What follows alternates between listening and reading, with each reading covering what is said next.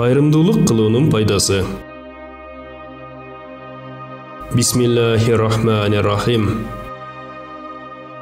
Кабул Акбар айтат: Али радиаллаху анху бир күнү үйүнө келсе, Фатима радиаллаху анха ооруп жаткан экен. Али радиаллаху анху айтат: О Фатима, көңүлүң эмнени каалайт дегенде, Фатима радиаллаху анху айтты: Бир анар болсо, суусун сыгып ичсем, сакайып кете тургандай эле болуп турам. Али радиаллаху анху бир аз ойлонуп калды. Себеби чөнтөгүндө бир тыйын да жок эле. Анан туруп, бирөөнөн бир тыйын карызга алып, базарга барып, бир анар сатып алып, кайра үйүнө кайтты. Жолдо келе жатып, жолдун жээгинде бир алсызданып олтурган кишини көрүп, анын абалын сурайт. Ал карыя айтат: О Али, мен ушул жерде 5 күндөн бери жатам. Эки жакка өткөн адамдар көп эле болду. Бирок бири да келип, менин абалымды сураган жок. Сен менин абалымды сурап, төбөмдү көккө жеткирдиң. Мен сенден аябай ыраазымын. Али радиаллаху анху айтты: Эмне жегиң келет? Ал карыя айтты: Көңүлүм анар жегиси келет. Бирок кайдан анар табат экем? Бул көңүл экен да. Али радиаллаху анху бир ойго батып калат. Менде бир анар бар. Аны да болсо карызга алып, Фатимага сатып алдым. Эгер бул карыяга берип койсом, Фатимага эмнени берем? Эгер бербесем, Аллах Таала Кураны Каримде айтып койгон: сурамчыларды кур кайтарбагыла деп. Жана пайгамбар Расулуллах саллаллаху алейхи вассалам да айткан: сурамчыларды кур кайтарбагыла. Ал аттын үстүндө келсе деле, Аллахтын өкүмүнө деле, пайгамбардын сүннөтүнө деле амал кылбаган болом деп, карыянын алдында олтуруп, анарды кесип, жедирип койду. Ал карыя көңүлү ачылып жеңилдеп, сакайып кетти. Али радиаллаху анхунун бул кайрымдуулугунун, мээримдүүлүгүнүн шарапатынан ошол эле учурда Фатима радиаллаху анха үйүндө олтурган жеринде сакайып кетти. Али радиаллаху анху эки колу бош уялган абалда үйүнө кирип келет.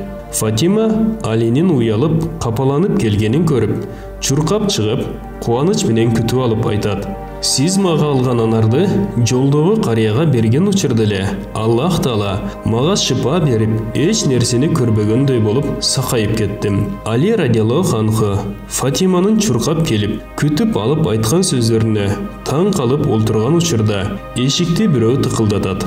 Али эшикке барып, бул ким деп сураганда, мен Салман аль-Фарсимин, эшикти ачыңыз дейт. Али радиаллаху анху эшикти ачып караса, эшикте Салман аль-Фарси радиаллаху анху колунда бир табак, үстү жоолук менен табылган анар турганын көрөт.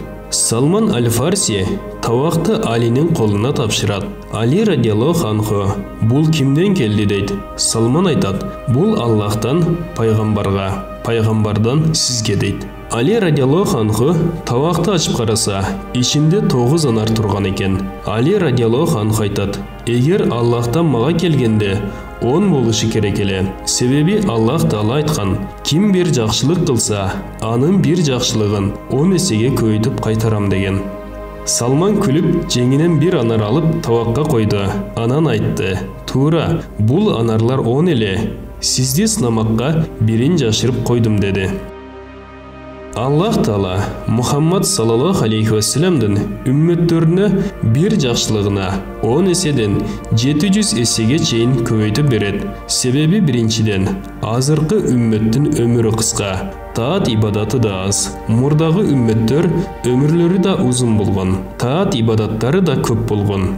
Андыктан Аллах Таала акыркы үммөттөрдүн сооптору аз болсо да, өз фазилети менен 10 эседен 700 эсеге чейин көбөйтүп мурдагы үммөттөргө жеткирет.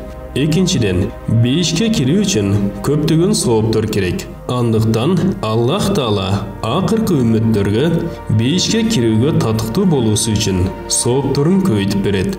Үчүнчүдөн, соопторун өз фазилети менен көбөйтүрүп берет. Себеби кыямат күнү болгондо бирөөнү сөккөн болсо, же бирөөнүн акысын жеген болсо, алар келип соопторун алып коюшат. Бирок Аллах Таала тараптан берилген ашыкча соопторду ала албайт.